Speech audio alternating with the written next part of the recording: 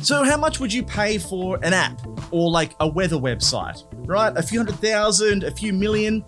Maybe, but the Bureau of Meteorology is on track to spend $96.5 million on their website redesign. So to break the story down, around $79.8 million went on rebuilding and testing the systems behind the website.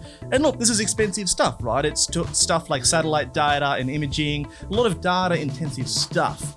Another $12.6 million was spent on extra features and security, which also makes a lot of sense because in 2015, the BOM was hacked by foreign spies in a massive malware attack.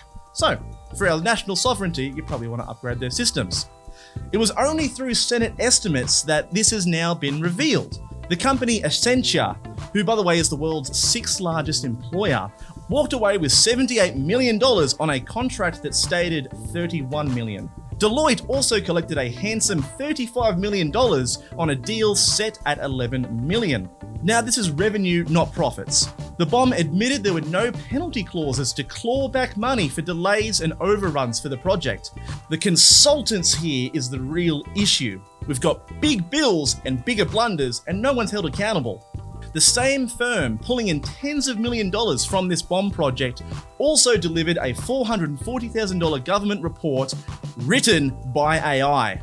It was so full of fake numbers, invented references, and even made up a court case to justify its own findings that the department had to pull it down and fix it.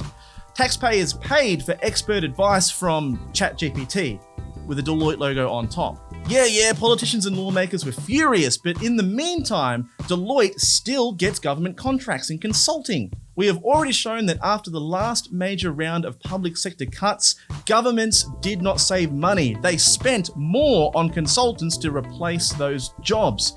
In fact, they spent about $20 billion plugging the gaps with private consultants, often roughly twice the cost of doing the work in-house and hiring people.